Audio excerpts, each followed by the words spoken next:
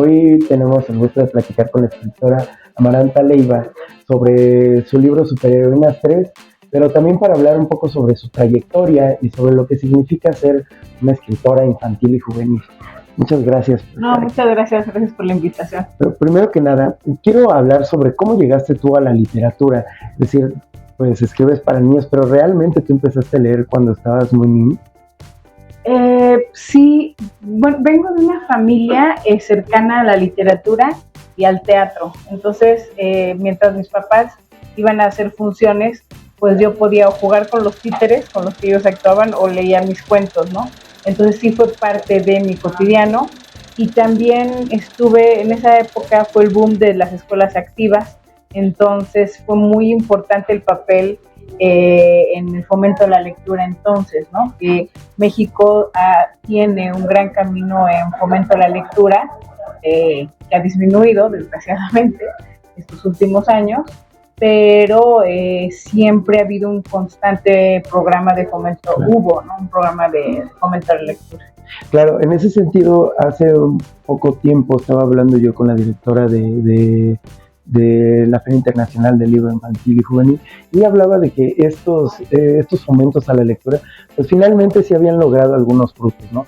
Que ella ve cómo constantemente aumenta pues los niños que visitan este evento tan importante, pero pues quizá tú del lado de escribir para niños, ¿tú cómo has visto si realmente esto pues sí ha dejado frutos o no?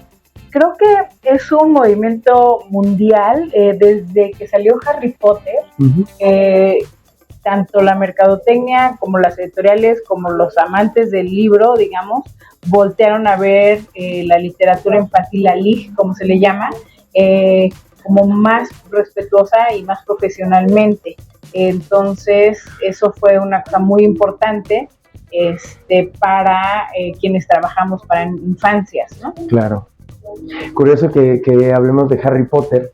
Justo me recuerda un poco a Bloom y su canon, ¿no? Que cuando él leyó a Harry Potter, bueno, escribió que era lo más espantoso que había leído, pero pues su canon literario se reduce a Shakespeare y gente que salió de Shakespeare y ya. Y en ese mismo sentido existen muchas versiones de estos clásicos de la literatura adaptado a niños, ¿no? Pero ¿cuál es la importancia de no solamente adaptar estos clásicos a los niños, sino de escribir literatura que desde su seno está enfocada en atraer a infancias?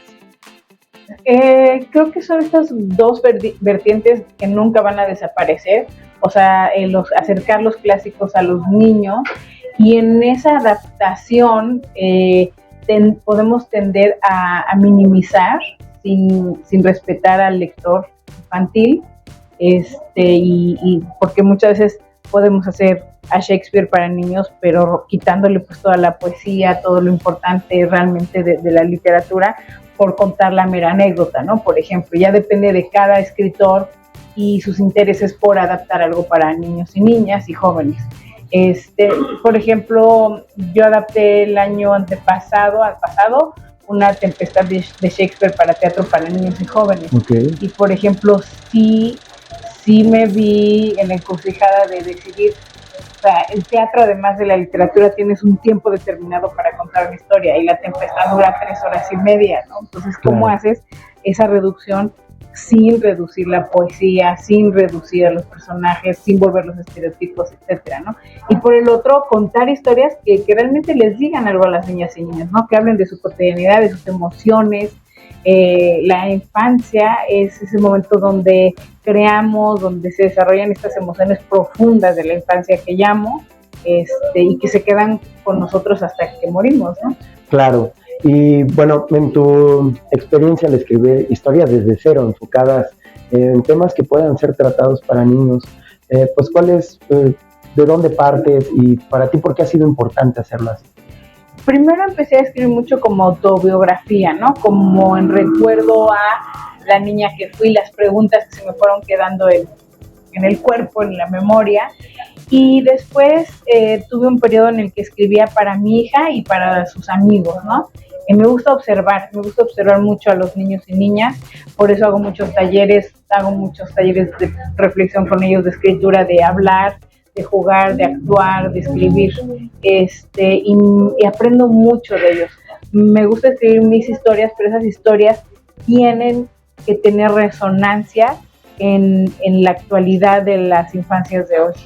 Claro, pero hablando de la cotidianidad, igual, ¿cómo puedes transportar esa cotidianidad de los niños de hoy a las lecturas? Es decir, pues, la infancia que nos tocó, pues es muy diferente a la de hoy, ¿no? Sí, tienes que estar, yo digo que quien trabaja, escribe para niños, tiene que trabajar y estar de cerca de niños constantemente. El caso de Superheroínas, por ejemplo, nació de la observación de niños de preescolar y esta fascinación que tienen por los roles, ¿no? Jugar a los roles de princesas y príncipes o reyes, se van a superhéroes, pasan por las hadas, pasan por los animales, pasan por las sirenas, o sea, todo ese imaginario traté de ponerlo en superheroínas.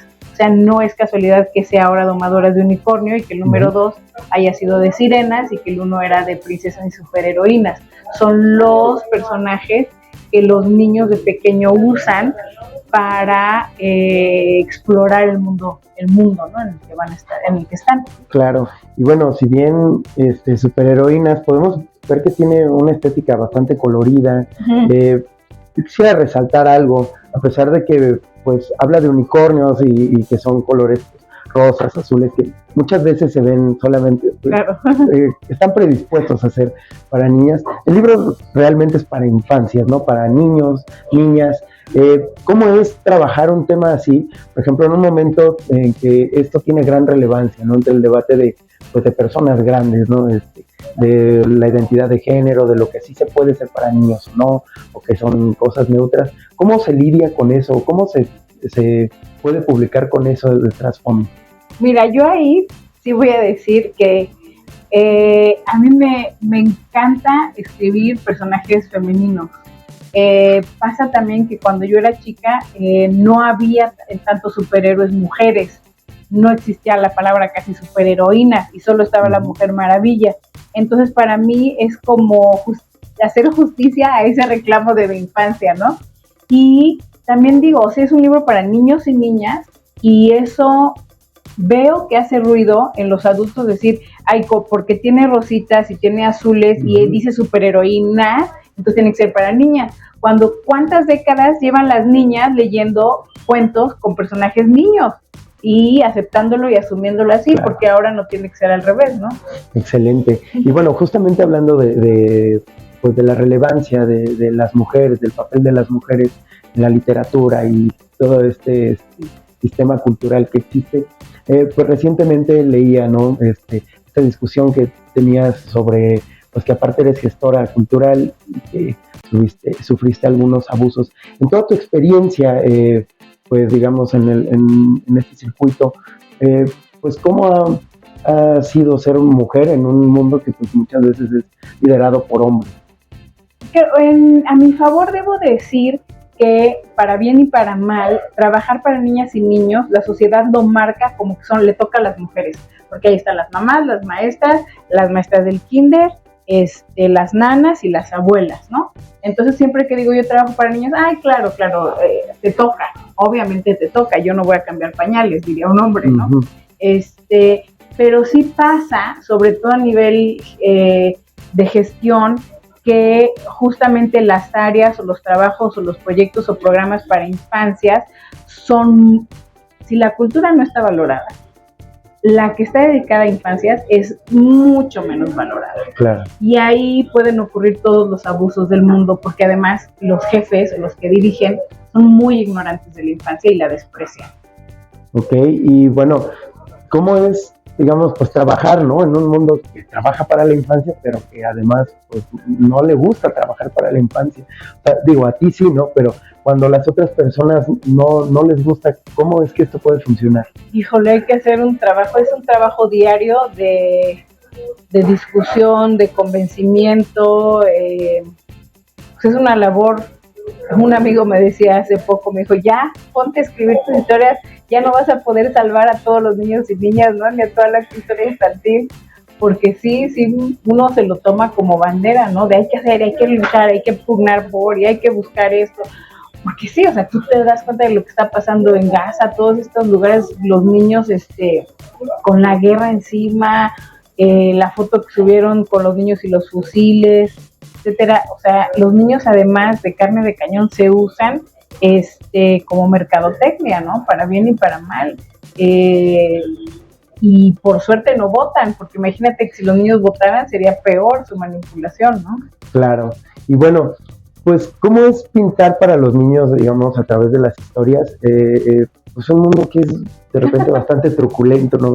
Sí, yo creo que es la gran pregunta y creo que todo está en la esperanza. O sea, si yo sigo escribiendo para niñas y niños es porque es un espacio donde he encontrado que todavía se puede escribir con esperanza. Y eso es lo que hay que transmitir. ¿A ti misma te provoca esperanza de todas estas tribulaciones? A veces sí y a veces no, últimamente menos, pero pasa que cuando me siento a trabajar con ellos, hay esperanza. Eso es lo que se necesita. Sí. Bueno, y otra cosa es que el sábado se presenta Superheroínas. ¿De qué irá esta presentación? Vamos a presentar el libro 3, es una serie de 3 libros, Superheroínas 1 es Las princesas se rebelan, Superheroínas 2, La furia de las sirenas, y Superheroínas 3, Domadoras de unicornio. Vamos a presentar específicamente Domadoras de unicornio, pero hablaremos de los 3 libros. Se presenta en La Titería, el Centro Cultural La Titería, que está en Coyoacán.